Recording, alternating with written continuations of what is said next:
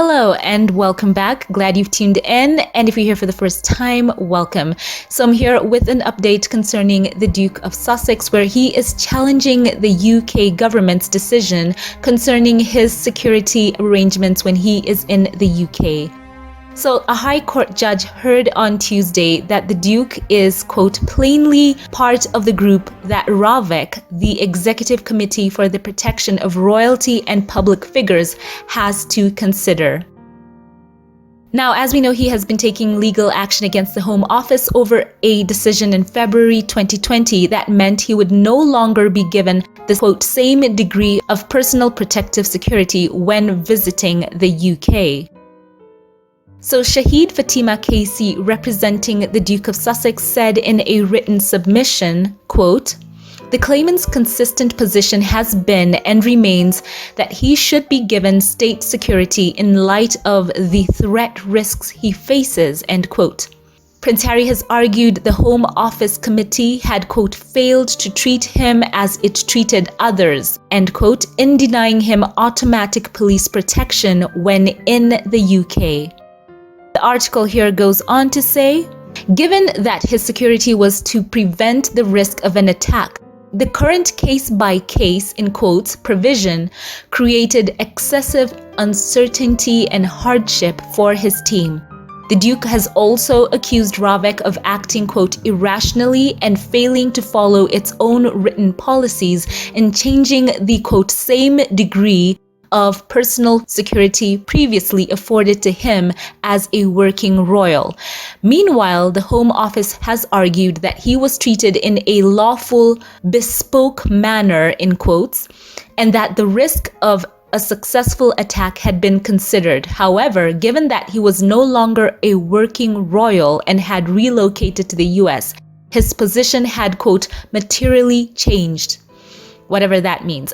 And the article goes on to say, at the start of the Duke's legal challenge over the decision to change the level of his protective security when visiting the UK, his barrister Shahid Fatima Casey said, quote, "This case is about the right to safety and security of a person. There could not be a right of greater importance to any of us," in quotes.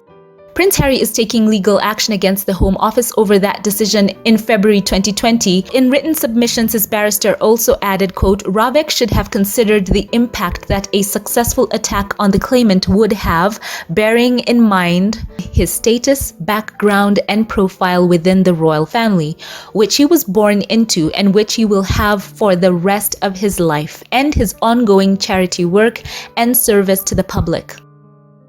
RAVEC should have considered in particular the impact on the UK's reputation of a successful attack on the claimant, end quote.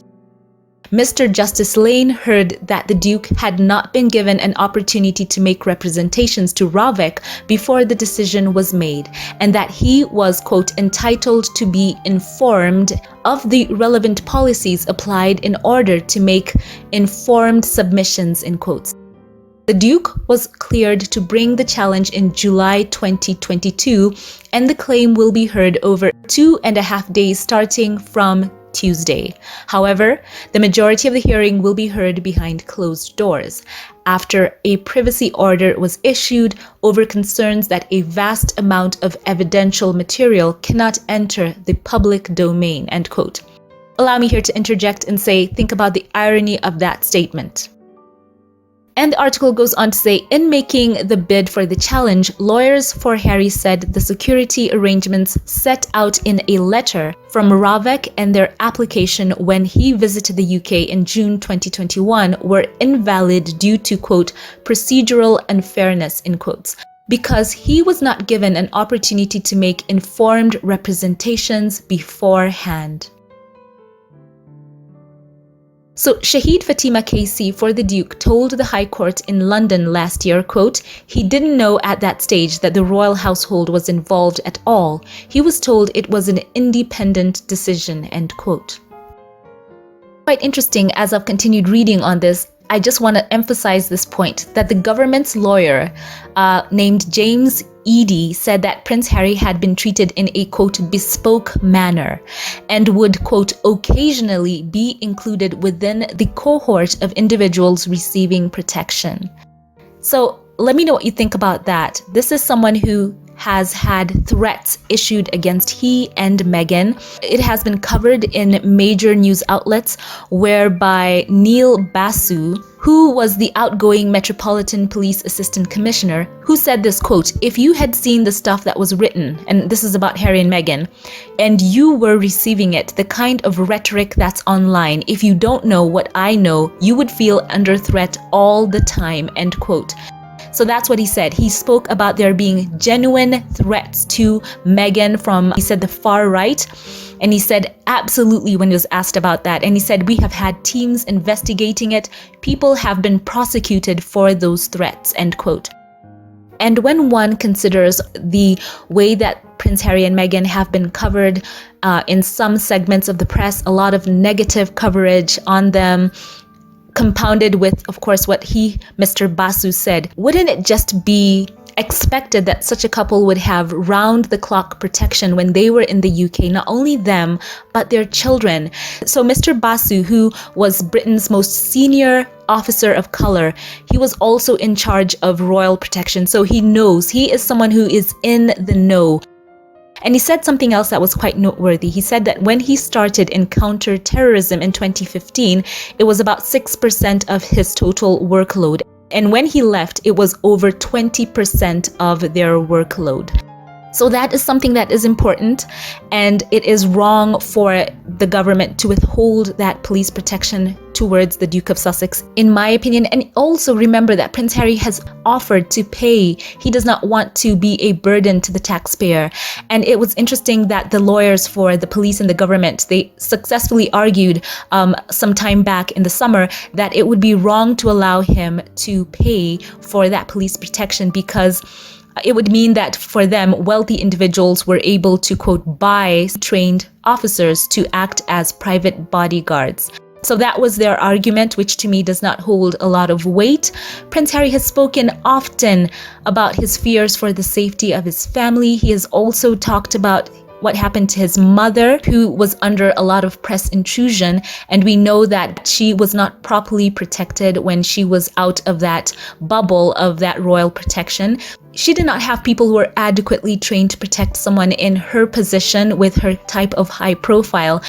And this is Prince Harry, who is in the line of succession. His wife is a Duchess. His children as well are in the line of succession. Makes you wonder, a whole son of a king having to go all the way to court for something that should be as basic and straightforward as protection. And as Harry has said before, he is willing to pay. So let me know in the comment section, do you think that it is right for Harry and his family to not have that round-the-clock protection, the top tier protection that they should have, especially considering that there have been credible threats against the couple, right? Let me know your thoughts on that in the comment section. And do you agree with Prince Harry's argument through his lawyers that he has unjustifiably been treated less favorably than others? Share your thoughts on that in the comment section below. So share your thoughts on all this news and keep it here. Later on, I will have an updated video on this topic, as well as the quote royal race row that has been dominating the headlines. We have a lot to discuss there. So if you've not, click that subscribe button and set the bell notification to all so that you will be updated immediately when that video drops. So make sure you're subscribed, and I'll see you in the chat. As always, before we log off, I would like to thank those who support this channel financially. To all of my Patreon, PayPal, and membership supporters, allow me here to thank a couple of you and shout you out by name. A very special thank you to you. Teresa Marhelko, thank you so much for choosing to accompany me here on this YouTube journey and for being so generous and kind. I appreciate you. You're valued and so dear. Thank you. Thank you as well to Ethny Green. Thank you for your love, your giving, your comments. Every way you choose to engage on this channel means so much, and I truly do appreciate and love you. Thank you. A special thank you as well to you, Valerie Smith. You've been a very long time supporter of this channel, and I truly do appreciate you for that.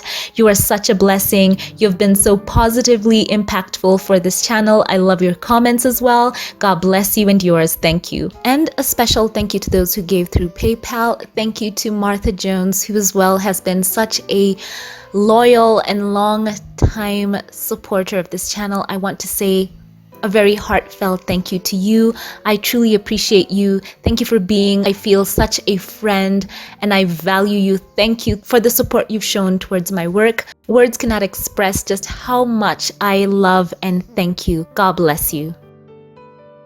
Once again, share your thoughts on this and keep it here for more. If you like this one, give it a thumbs up, click subscribe, and follow on Twitter or X. I would love to see you on there as well. Links will be in the description and in the pinned comment. Thank you all for watching and keep it here for more, and I'll catch you in the next one. Have a blessed one.